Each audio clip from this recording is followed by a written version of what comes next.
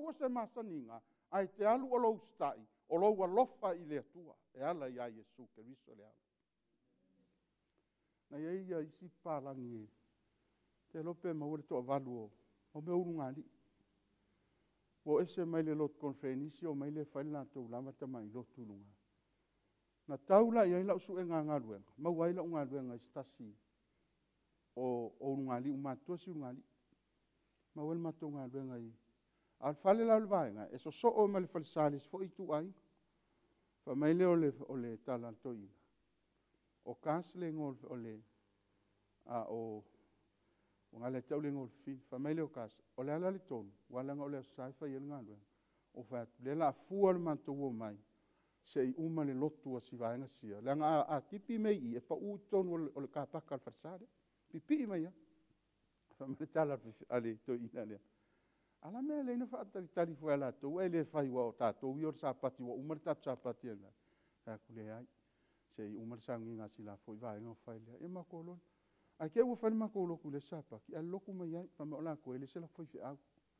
Ai taloi mei e tupu le kale si e tele, wo e se aila la tau. O le whai asia la tau tamai lotu. Patu le po e me olto ine ia David, o ia na le te ite ia le matou lotu. Ia na o mai lo le matou lotu sa pati, mua mai si to ina masilo mtua lea. E ai lan tari tonunga o le vaenga, e ese le atua ese Yesu. E ese ale atua ia ese lo nalo, si i mai mau.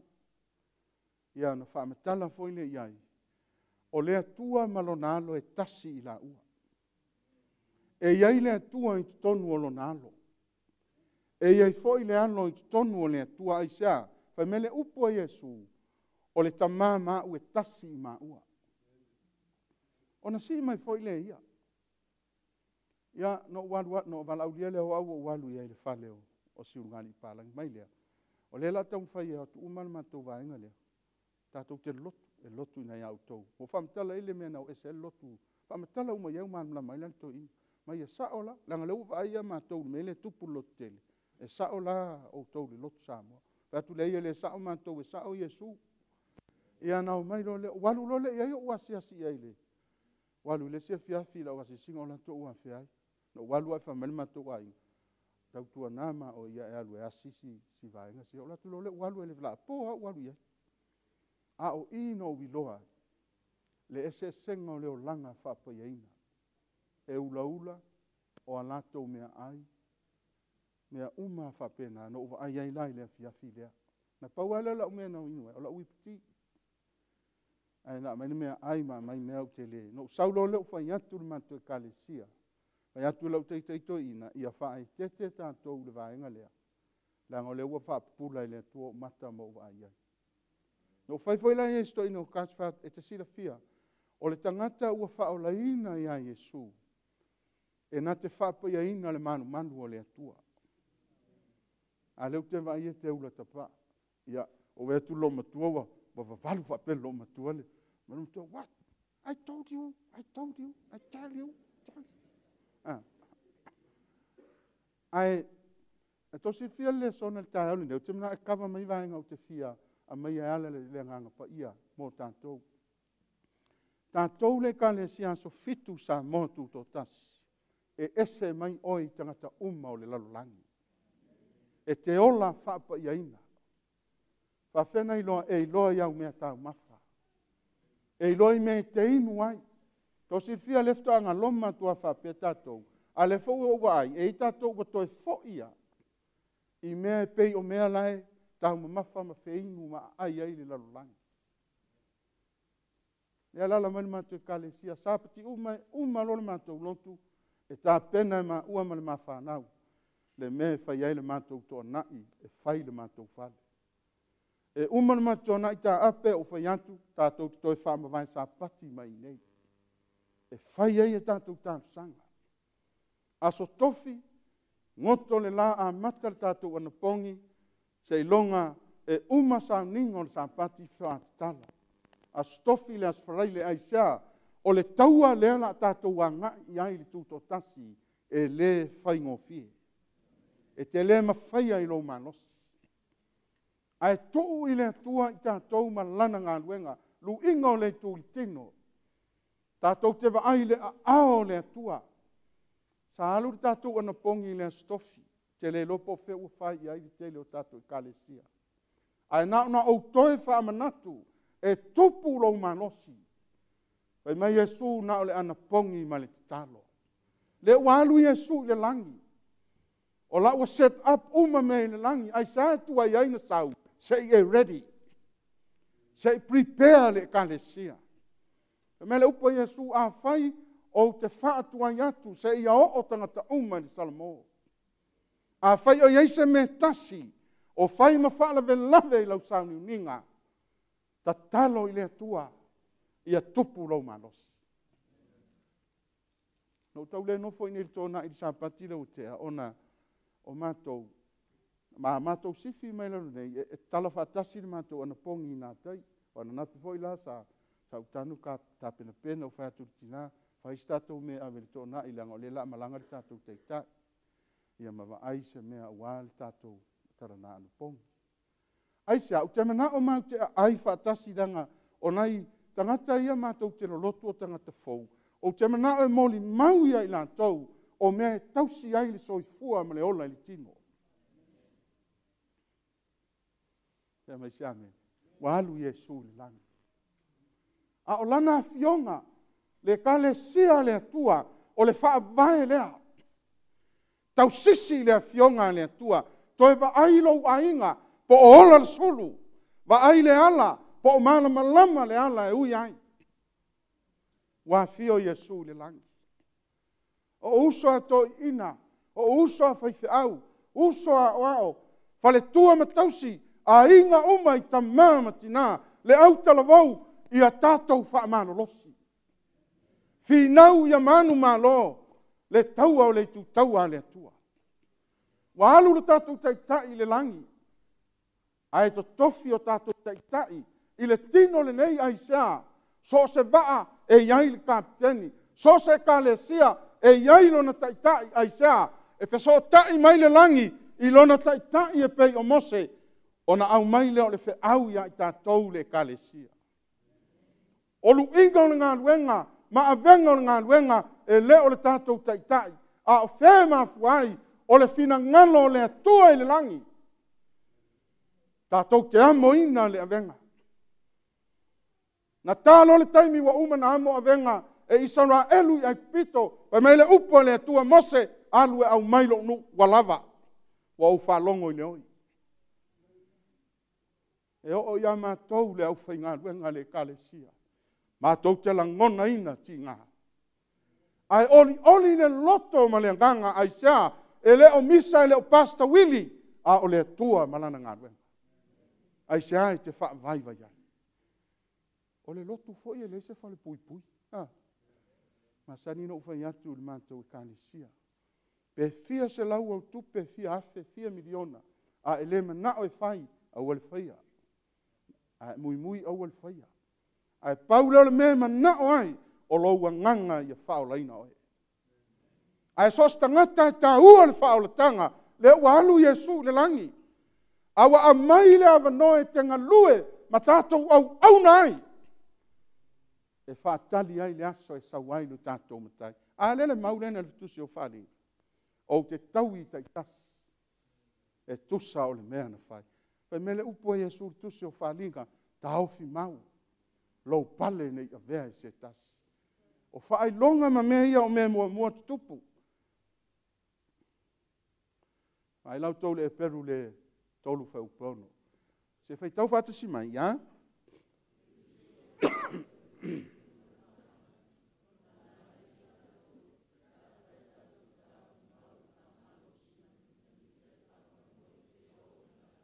Sia mai sia mai. O ei loa o oi o le tangata o le a inga o le atua. Ha? O ei loa. O oi o le tangata o le a inga o le atua. Ale fai mai. O ke riso o ia e pule i lona lava a inga. Le kale sia le atua. E pule le atua i lana e kale sia. Ale walu Yesu le langi a mai lana fiong. O upu mana iftala ia Yesu. O mena tātou te whaia aisa, o ia le nā, o le ouna na te ouninga le kalesia, e pule le Iesu le kalesia. Ai ai ona taita. Ai ona taita. Mai lau tofa mai. O lona a inga I tātou. Mua pe a whai e tā ofi mau. Ai se me pa uma misi. A ole me tasi e tau na tātou tā ofi mau. Tā ofi mau. Iesu Keriso le upumoni. Tā ofi mau. E ue te tā ofi a fua lesi. Ai whalonga tu lefa mai. Ke loa. O kau vai fo o fiaro. Aue ke whai iai, se ngofo. Ai whai iai, ai fiaro, haru roa.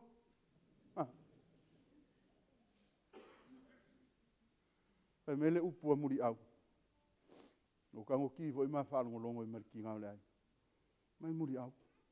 E lolo whalongo kua wai mai. Se longa ke whalongo kula e oki, whakua saurole kongo le kalesia. Ngā saurole e ola mai ai. Ai whamai lea, se kakalo moi ka ika kau woki. A lera ua whakue ke oe, ai kau woki, oki roa.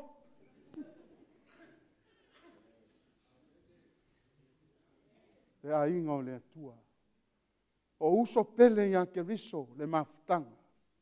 Ai se ai te whaavaiva ia. Ta ofi mau. Tau te sila fia le tumu le tumu ai tātou. Le lope fia mai Iesu. Pe to e to fia ni nai tangata le. E to toi. E tā ofi le upumoni.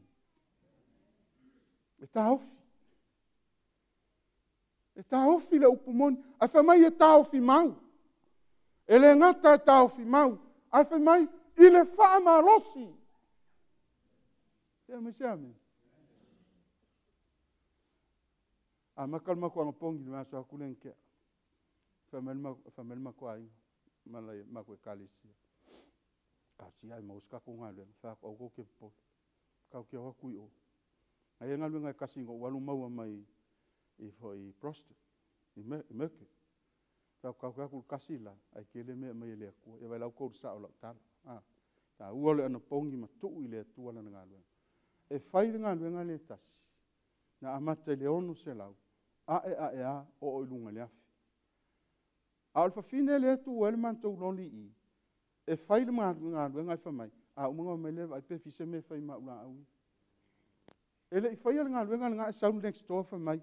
E fia whai fo ila ngalu ngai fia kiria ma ula au yelum. Se I vakuar sapa. O leo ke whamatala. Le tā ua o le ana pongi. Ma tu I le tua la ngā luenga. O la uma tu pa o ua whaile ngā luenga lona lua. Ai sa vali mai, ai alatu mana le a inga lai whasanga mai. O e tua mai marita maa lo wha whiki laki. E lepe a le whasekala le li lai lo kourua. Io. Ai sauru mako a inga whamai. O koe waku le poinga ke lela. Ma ngā orka maa loa. Ka koe fia, mai e lua afi. Ai umanga whaile ngā luenga ngā marika maa loa. O I foi kinga roi, o ke ngō foi kinga roi. E la unga ke lela fia whaia. Nā lau whai kako pā o ingai kai awanga. Mako whai a mako runga, e aru le me runga, a mako mai fo ingai. So e oso fo I le me ingai. Ko vai ai le alofa o le atua. Kako le makale sia, a walwa vea kako mele koe. O a avenga o mai. O se lau korsu. Ai vai au tau le winga lau whamtalang. O lau whaama losi. Whaama losi. Se oe nai teno whanofo, whaama losi. E le me whainga tupu le whātua tua. Pe a whai, e te le whaama losi. Whaama losi. E whaama losi e se o uso e a lua tua. Maa kala ngoma lua tua. O le kala la lua tua ngō aka whamai. Longa winga kako ai ngā umalai, oe mu umai le afi. Ua Iesu, e whai Iesu, mea la. Ya lo inga mua koe mga yo ke le fai fe au kala le ale li ide mai o to e se lo fia pe ai na mau le li fia le li si au sole no fo mai a Filippo e fai nga lenga sa pati lunga lenga te fai nga lenga il pole sfaraile alu malta o sa pati ai to Silvia a manama Filippo ta o sa pati se fulu na no manava oso il fale uman sau o le a lava le me maua me Filippo saminga e tuli mai al sapati o fatu lo le Filippo talo ile tua pe faina sui lau sifi. Ua tolu atu vai aso ai sau siu so fai mai pas.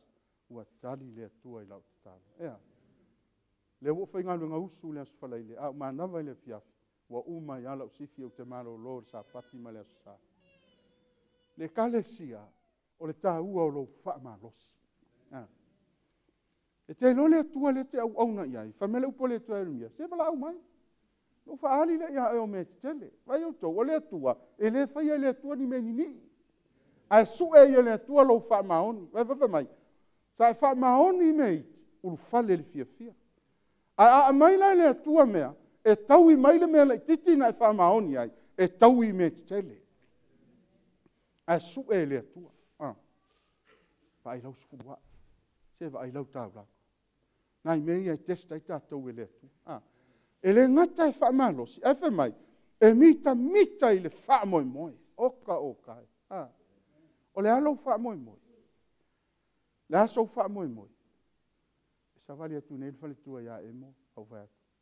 Whapenge la aso le wa savali ai sa moa.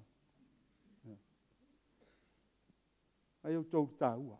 O le mele o lo mita i le wha moi moi. O le wha moi moi ngale nā. E te sirisila i le vaenga mua mua. E feso lea, e tolus fulfas fululima. O le mea lea o te toa tuli ai, i le tamā o lo tātou walii o Yesu Keriso. A inga lea o le tua. E lua a inga o le tua. A inga mua mua, a inga i le langi. Le te whaatali e le o le aso e te alu ai. A inga lona lua o lana e kalesia, le ua sa whai ai mai alala i le tae auli nei. Ai whamele upo a Paulo, o le mea lea o te toa tuli ai, i le tamā lo tātou walii o Yesu Keriso. Aisea, wailoe Paulo, o ia o tangata o le ainga o le atua. Mafuanga na a whai li tātou tālusanga. Tātou te toa tutuli. Aisea, te leo toa tuli o no se masani e se lotu, na o tātou e wha masani, o le atua e te au na iai, a e tā puai, se toa tuli. E istoi ina nasa te vai ai tātou lo.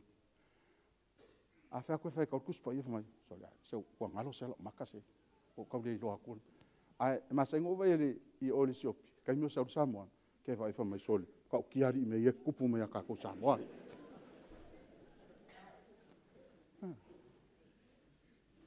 E le leil whai tau nuspepa. Ai le anga le vaai. Pe a whai tau tuspa ia ole sulu.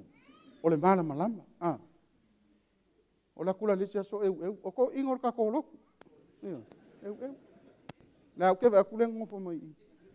Ako eu fa tsot. Nga va yo makal forma. Fa mai. Fa.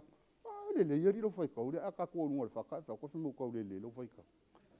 Fa mai le e ya ka mi ese afo. Yo isi ka mi de ya. O le mea lea o te toa tuli ai li tama.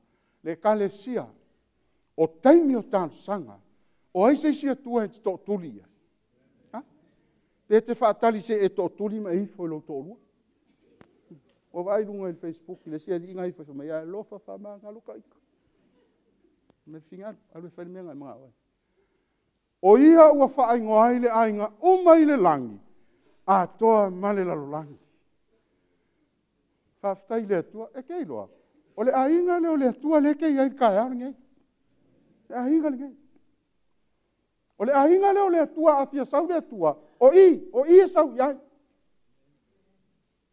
Ka merkala le sia wari, senga mako whelelei, o angelu a sa kangi ma angelu a le akua. Ai whelelei wha mai kasi alfa le sa mau ke le iulu iai sole. Mau ke aku lai li o mai le of papai, au of papai. Le upumoni le nā le atua. E leo e angelu o le langi. Ai tā puai se alofa e tō tūri.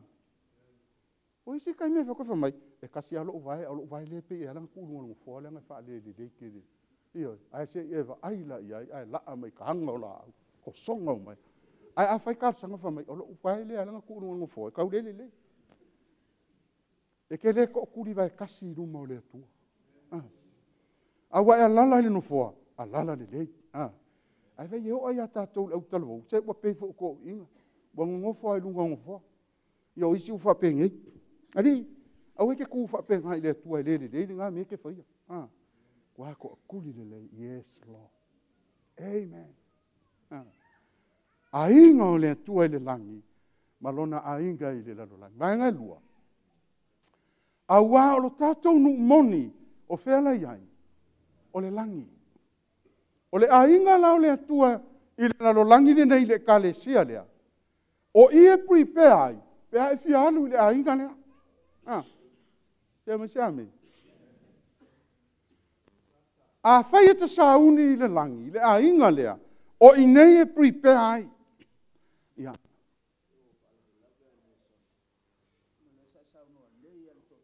Ia.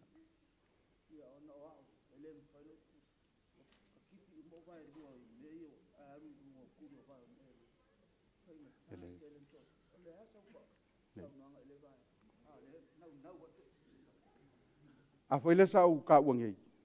A whai ke fia lala le ngofoa, wa sila fia le tua le mafuanga, a lala pe le ngofoa. Ai au e to turi ventas. E te lea latu le langi lope ke la kupele akua. A mai lai le ola e wha vau le vai ngasa ko kuru. Ai vai lau vai lea. A vela ken. Toa tuli. Whawhikai se uka maa. Whawhikai a pule ai. Alo kwa maungia langa o uloa kai minga. Ma whai kau konga o ngakuri. A pia no whai atu. A iloe le mawhai. A lala le no wha.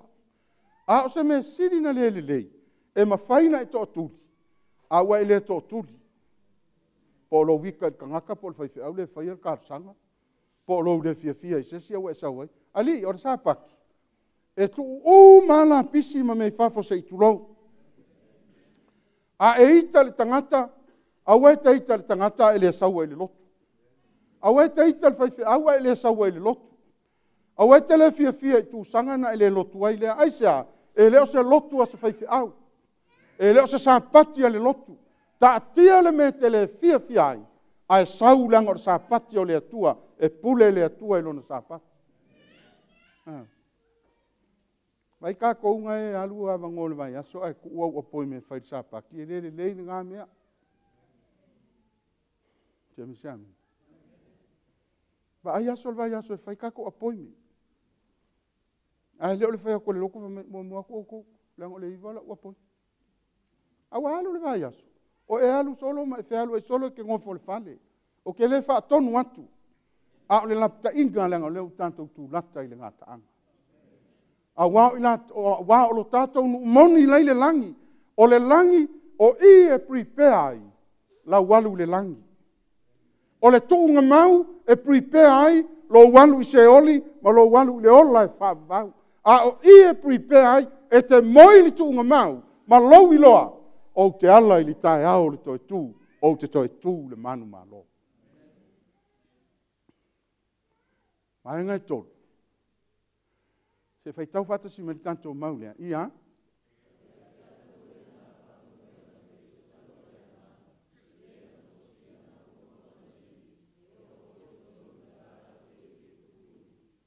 Se mai se ame. Waia ta tou le nā wha moi moi. E te le toi alu e sue. A lea waia i le wha moi moi. A le wha moi moi fai mai.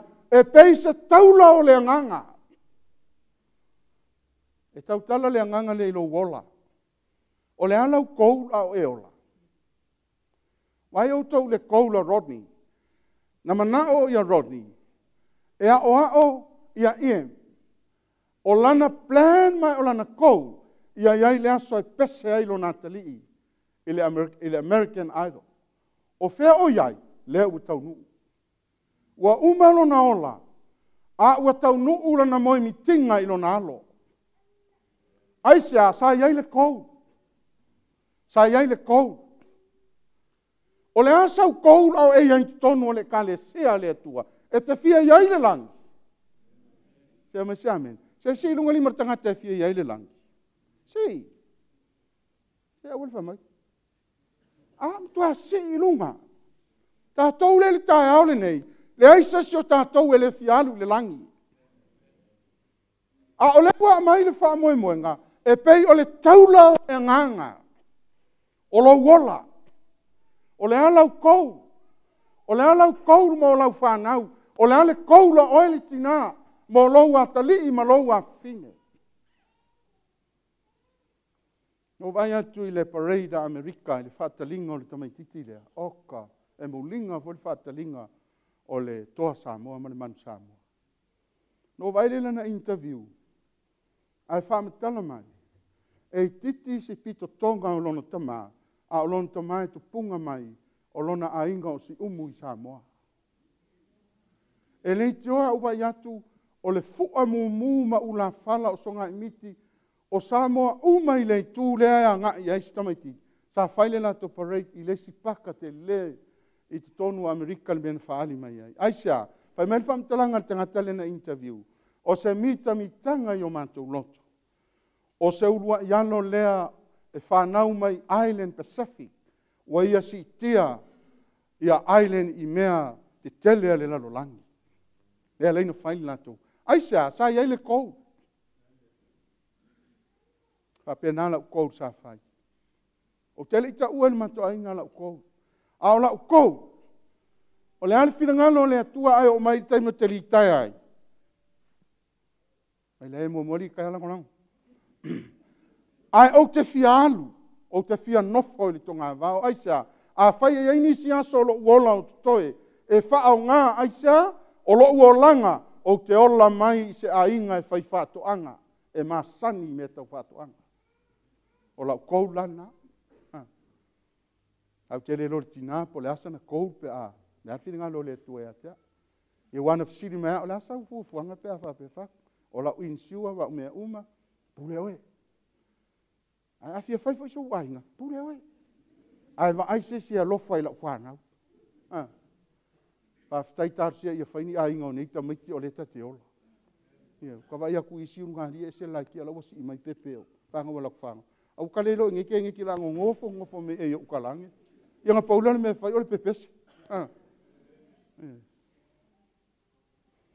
A lea ua whamatala. O le koula le nganga whai mai. E le ma tō sina. Ma ua mausali. La mea leine tō sina lo loto. Si fia mea leone au le lei. E se wha tō sina. Tō sina o le loto. Kangi kala le sfafinga i lunga le mbide wha mai. Ia, wako vai mai le rire. Skama le. O le lua hafes fulu iwa ngā luai. Malo ule i loa. Ia, ukua umana ufanga uko ofa. Ale waka urongi. Wafanga ulong ko ulua i o New Zealand.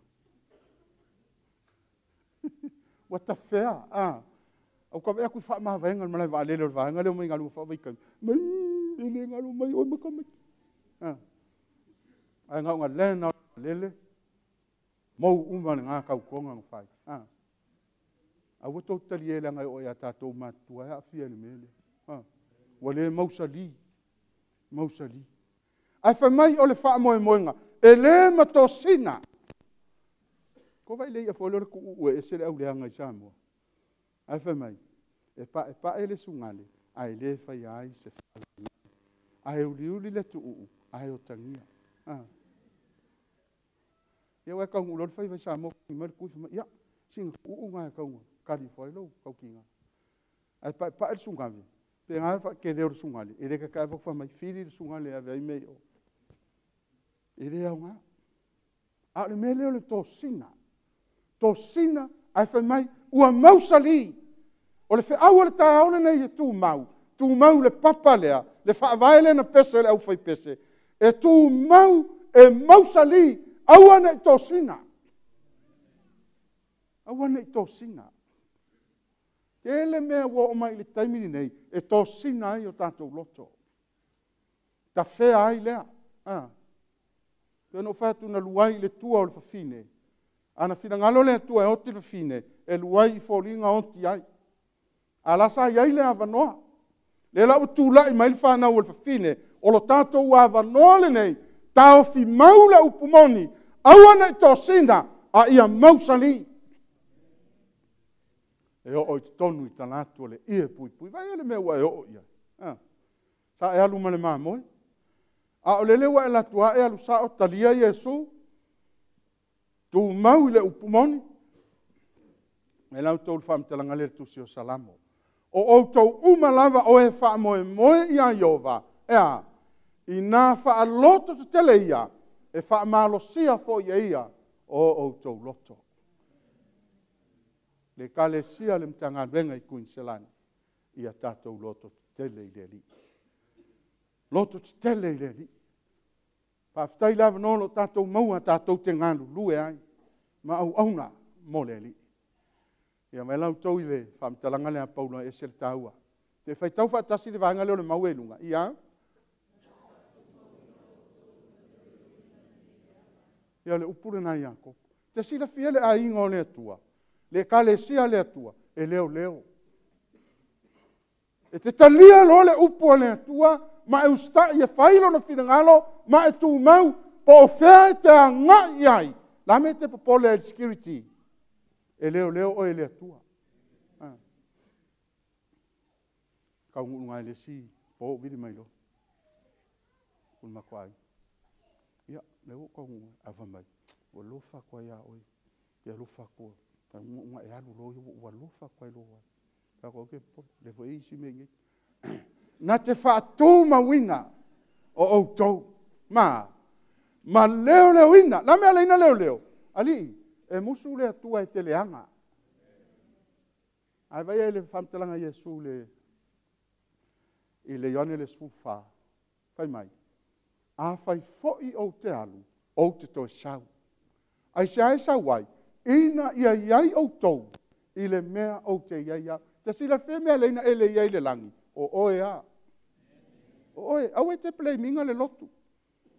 Langa ele se ola e whaavau mai le o se langi e se lotu. E a fua o na tātou le iai, o oe lava. Ai alana leo leo tātou e le atua, se musu e te leanga. Te leanga. O whātu lo uatali I lea. Whātu, Amorous, how's your brother? My brother is no good. Like, why? He's not home, Mum. No home, Mum. Like, what about you? Are you a good boy or bad boy? I'm a good boy. Good boy. Like, no, you a bad boy. Why? Lo watali la titi le ato whafonga iai. Wa ola matupu mai. Oka, le tamalina ma Timoteo. E le sino se mea whauki amala. E umalile ia mea kala pulenga ka ua kakamane. E wafo ia usu ringa ai. Ai whaka ala kulonga mai po. A whai o whenmele aru kimo ke umwhea vea iai. E ka umai le rira. Ali, e leo tātou ina ne I leanga. Whaftai o lo iai se atua. E te moe le po. E whai mai, ia. E uiana le isau lotu na whaia. Ia, te leo a. Mai e uiana ai me inosia. Ia, te leo a. Mai e uiana kuka sapati. Ia, te leo a. Ono pole I unga. E leo ina ne I leanga. Le ngata e leo ina ne I leanga. Ai whai mai. O aso e ngata ai, me le lein tā ua leo la tū mau. Whai tau lua Timoteo e tolu, whai upumamua le 5, o ka se lisi li nai ai. Nai a fia ina, o aso e ngata ai. Lua, whaau tauta ona o le ti Apollo. Pe teru e 5, whai upe fitu valuiva le sata ua e misa le tātou fono talo. O lai whea lua I satani, e pei o se leona, e su e se tasi, e aina ia. E le whamai e su e se si e fasi. Ai su ese si aina. E whai eilana awa. Tolu, ne I ole ngia I tātou e satani, ona o tonga fiti. Me le leina mana o Iesu, na whamatala le so o le tāua o le tū mau. Se ia o I le ngātaanga. Tū mau, a me ia mua tupu o whai longa ia na sila iai. Au mai lo leo le wheau o le tala le lei. Ai sa leina a mai le wheau o le tala le lei. E wha malo sia ma wha tūma wina tātou. Ona o le la sanga le la tātou laa iai. La tātou laa I aso e sili o na whaingatā. O aso e ngata ai. Ai maise, ia wha au tauta ona o le ti Apollo. Te sila fia lai lotu sātani. Wa lotu sātani. Ai vai le vaenga sātani le I. O isi e ala na whai mata I sāpati. E tau puni ela na mela e whai lai moe ai. Mafuanga e kuai loko mai. Wa e ria meng fol folari. Au isi foi, e fai e tuale loto le mai. E mafuana e moe, e musu satani, e te wha longo ilana fe au. E lea a fia ilana tau fo ia o lae a whaina matalang o le wha ma i lea. E te tangi mata, e le ea le sau. A o mea ia le whai mai ai, e wha au tauta o na ole ti Apollo. A sue se aso e siri na nau ti Apollo e nofo i lo ua inga. La ngoto le lai le as freile, ma le taimi ala mai ai le tae au le sapat. Si o matou ai, e whai ala na ngā ruenga i tae au. Tau whangu lana whanau e vei. O whakule le skai. Ai a koe whangu lau whanga. Se i tulo. Ka kukula lo leo. Come down. Don't speak up because it's not allowed on the Sabbath. Come down. Ia elele anga lana mea lai whai. Mai e onge fo le kaimi. E o koe sa ungi e kau whailanga mai fo i whapenge o le ama lea o le whaaka o le ama lea. Ia e sa o leia. Mengi o whawhinga ma kenge. So, isi mei e kua i ka kou le loko. E alu te kaimi wha mai. Au ke o oia fia ke o e o fōringa lau e le langi Yesu. E ki ngā anga whailau ko lua e wha mai. Oia fia kiro i au lipstick. Amerika la o lango le ua maliu i Amerika. Vai, ki ngā inga le mea ngā le varivat. Ma kua whakau male apa vari sa saai nunga e vari a koai. Whauta na ole ti Apollo. Tolu. Nei ole ngia i tātou e satani ana tonga fiti. Ai whai tau ian whai unga le mauwha mai. Tātou te lewa lea i ana tonga fiti. Se awal whawalea o i tonga fiti. Aua. Awal whawalea tātou tonga fiti a satani. Langa o satani e whai tonga fiti. E wala tonga fiti i lena whai. Mai kero Yesu. Ke kira kui i ngu umai. Ngai whapa ume i whakakangi o kuri vai la. Lo kangwa whakia oi. Mai Yesu le ai. Tōwhia te ifo i lea tua. Tonga fiti. Ka kou le loku awangi i whaatonga fiti tātou e tangata. Awangi i whaatonga fitia tātou e tangata. Ai wa ai le fina ngalo le atua nā laina ko le lotu Samoa. Tō mau ia Yesu e leo le lotu. Ia mai lau tau le melea. E alana tū mau le lotu. E alana tū mau ia Yesu. O Yesu e te olai. Sila i mau nei lunga. A o le lotu e iei le tāua. O le lotu o le whale mai. Te whaitau le e peru le se furu whau pue luas furu lima. A ule la fo ia le whaapoto toina. O le whanau tangata e whapei o le masani aisi. A ue te la fo ia le lotu. Alu le vai yaso e whainga luenga ai or sa pati wha mai. O loka kau au ai o laka masingi. Nanga ke kūre masingi. Ale meu ke o whai. Ke le whainga luenga e whaile masingi e wha mai. Ai o le masingi. Alu le vai yaso e whainga luenga. Ai or sa pati wha mai. Waka wha mai ma. Whai lolo upua mua muriau. Ia mai umai. Ai whawhai, o le lotu, au le la fua ia, le whaapoto toina, o le whanau le atua, whapei o le masani a isi, le anga iei tangata, e le fia le lotu. Sao e leo muni au. Whalonga kulo la kau ave mea ngawha mai, so waso kongu i wa, whailo woki e whailo ia. E leo se loku kang woki kako woki. Whai se mea mo le li i au e malos. Ngā lue au e malos. E o tātou mātua ua le lava le.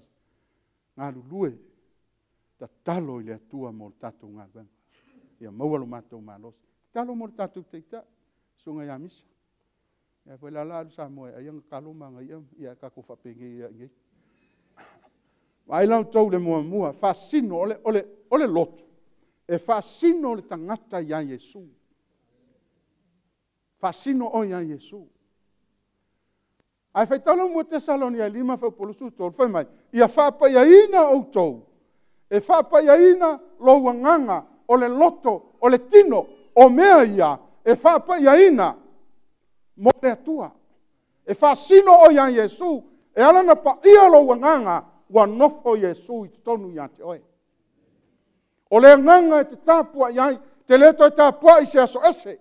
whalinga e mua, whaupa se fulu, sa au le nganga, sa au le nganga i le aso le li. Tasi a le aso le li. Pai mele upo Yesu, o au nei o le li o le sapati. O le nganga e whapa ia. O le loto e whapa ia. A fio Yesu le loto. E ese le mama. Se amin. Amu ia e loto mama. Awaia.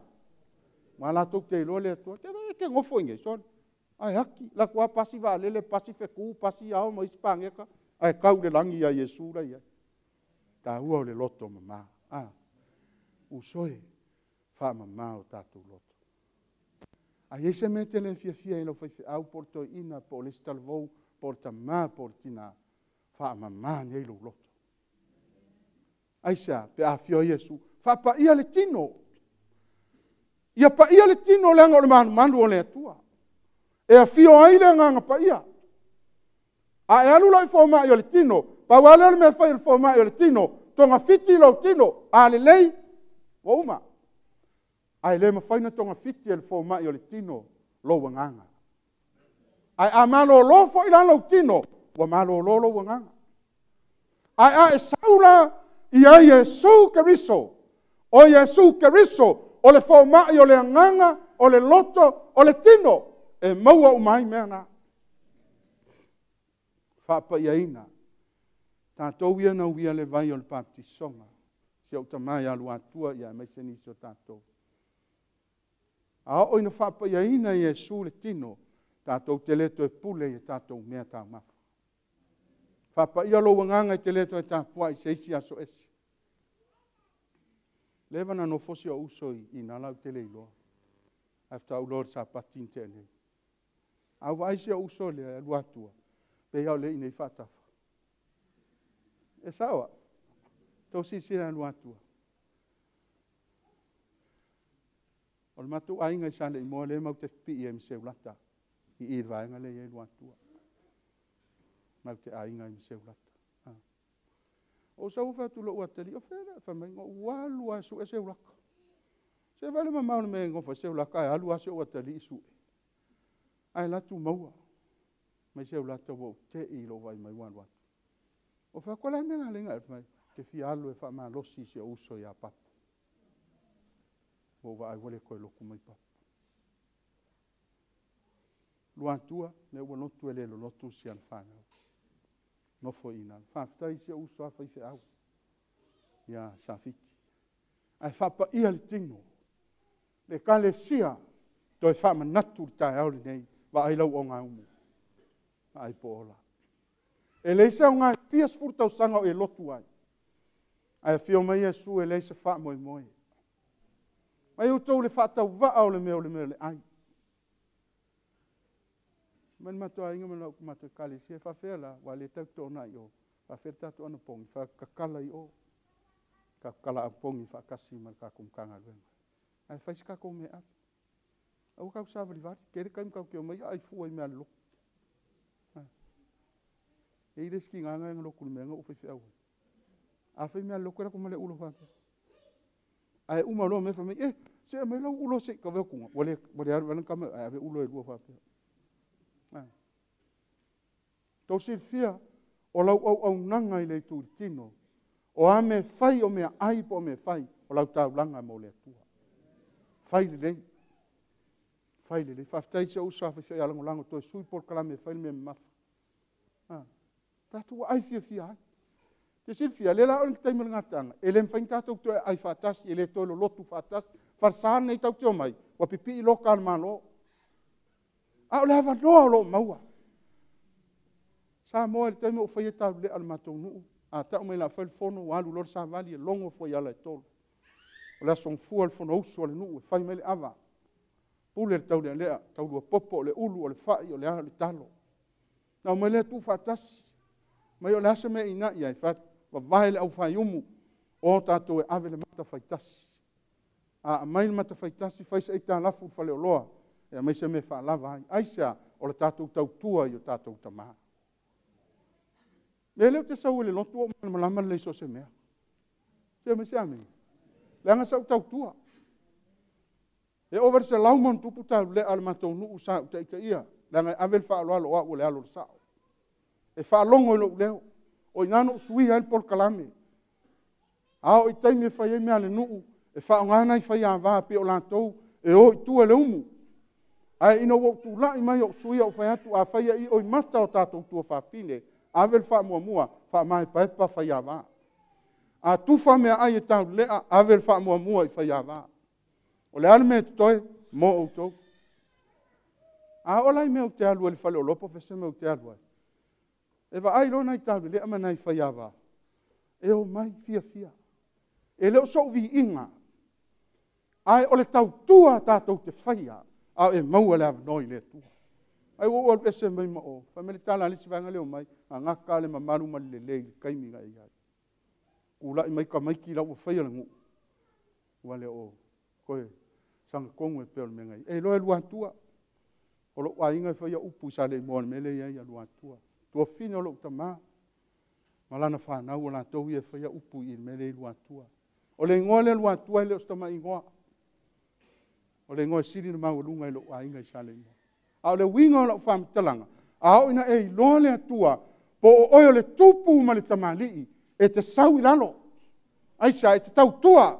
So i fu e le tino. Fa pa ia o tatou tino. Va ai lau o ngā umu le kalesia. Va ai e tatou mea ai. Va ai au upu. Tasi le mea silin fasio tangata i le so o upu. O upu tatou te whaia. Va ai lau tau tua. Se au e te whalangolango se i alu pai, se i alu la whai. A whaia o tāra taimi na oe, alu na oe. Ala i aile atua whamaina te leo. E leo. Pai mai ala na pa ia le matau le angaina. Tātou au e iai to tonu o le kalesia. A o ina soifua matu mau ia Yesu. Pai mai le e peres fululua feu pelua. Va ai ia Yesu. Ne tātou a inga. Na baptisoina. E te sau le lotu. E le se lau pasene ni angelu o iai. Ai awe te va ai tangata. Va ai ia Yesu. Va ai ia Yesu. Lo usa toi ina. Lo usa fai fe au. Usa wao. Ta mama tina. Le au matutua ma au sina. Po afa fi tauli. O alu ingo ngā luenga. Tu i le atua. O le atua e ou ngā luenga. Ai va ai ia Yesu. O lau tau tua le nā. Na mai si usa ia lango pas. Ke fia laku ngau ke moi. Ka kusange o va ai a oimba. O sau lo leo fa ku ngai laku. Pa mai le ai wa malulu. Ka ke o le. Siri le ngofo wae. Tongo inga ngā laku ko koe ngai la uru ai sa ua le umungi lau. Ali, ele se malulu le mele i. On kwa malulu anu ngā. O wea kua ngafi ko le isa. Ai ese lo ka fai me. Kok si fia. E ese le fia o lo loto. Aisa, o maua le avanoa. Fai aisa mea mo le li. Va ai ia Yesu. Va ai o fea kuna kalesia o misa mai por kalame sa ulungo komiki. O komiki awa o fai ai ngā luenga mai le kua yong kai. Au ka kou. Au ka ke va ai mea. Va ai ia Yesu. Va ai ia Yesu. Na te ta ina oe. Wa kua. Au kai o fure ai kai o Yesu. O sia uore le. O Yesu e taita. Tau si fiau ni taita i Yesu lo wai. E te langona le mawhana i aso uma. Tu lo ainga e taita i Yesu. Whea kulma ko ainga malau whanga. Wa kuai anga mange e mai o oe. Nga ngai soi fualau ka maa. Kwa ulo ngel ko ainga long ka maa pala. Wa fiul mantu ainga e whai. A whamele whai le koi inga malanga whangau. Mara e oki alma ka mai o lima. Sei longa e oki alma ka mai ko ai lesi. Ole ainga le vai alma ko ainga le lako ka mai. O e milion e ka ko la kunga unga mektono ke ngai. La kunga unga mektono. Nei ngai. Ai kalua ia pisi e whangau al ko inga. Le ua le inga manga ngofo pelma ko ai. Ngofo markoi. Na te ta ina. Ta ina oi, ta. E ko au ke pole mai leu ke ngei. Leu ke I. Uma ngaluenga le sfaleile drive mai. Le mau ke ngei makero ma. Filipo ma le auso ma kama ka ia mai Samoa. Ia ai mai se ia sunga ia kimo ma. Malina, la me pole ai. A tai ia le tua oe. E te le whaalango lango I seisi. Te le tatu e kalesia o tai to lima, tai to ono, tai to wha inga. Le ua le taimi a mai le tua ngā lulue a inga aisa. Le ua set up le tua le pol kalame. A o le taimi o le ngā taanga o le atau nuu mea. A ua ready oe malau a inga. Wa prepare ma futa fatas. A te wha ato toa ina lo wha atua tua. How's your faith this morning? Wha pe whea lo wha atua tua. O le tātou wa aia ngata mai I. A o le sila le atua, e wa ai mamao. Ma fuana fa mai le peris futasi, a o le wha tua, o le wha lango, I mea wa e wha moe iai, o mea te leo wa ai iai. E te leo wa ai le tātou sale I sila. Ai whai lau taulanga e ave, o lau taulanga ofo, o le tātou tūsanga, e ave ma lau talitonu, e leo se malu o Pastor Willie, o le malu o le atua. O le malu o le atua. Ka kia misa pe o le fongo. Whamai ia se I koe. Lai se kau whamai a me whai. Au ka fia alu a le fongo. Ka fia alu le fongo. Se I o ka wa ai. Ke mga e kusi ro ngoi lumen whai koa. Pasta malolo. Wa le mena le lina mana o mia. Tātou tau ngof. E lope fia le foa I mane alofa le ai. Ali, o le alofa o lau ainga I le atua, e hala I nana ngānguenga. E le misi tātou te itai, e le misi Pastor Willie lau te talo, o lango. O te talo, o uso a whai whiau. Aisea, ua o le taimi tātou te whiofa o whatai ai, wa ao ne ina whaama manu leo sā, tātou ui pua ngā. E te leto e maua se avanoa e te whai aise mea mo le atua, lua. Tātou te leto e maua se mafutanga whapene. A o le atua e wha atoa lo whatua. O le whaalango. Whaalango lo wola I le atua. Whaalango lo wola I le atua.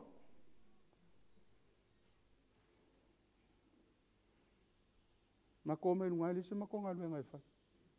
Whamai, mako e kalesia. A whapela wa lele moso kani, whakau pole.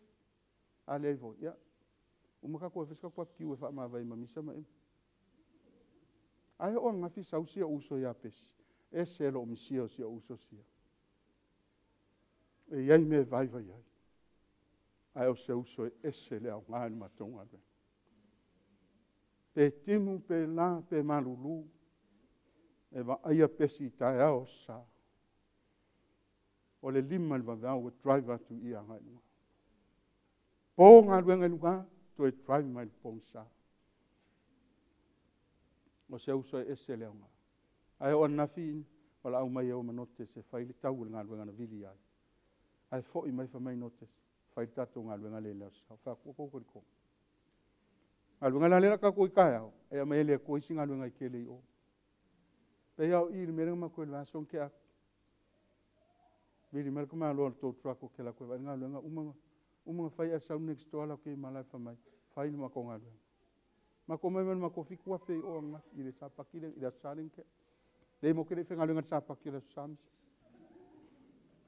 aisia o lo fa tua le nga tau lo fa tua ai fa mai ia o le maula le fai wai se fe tau fatas ia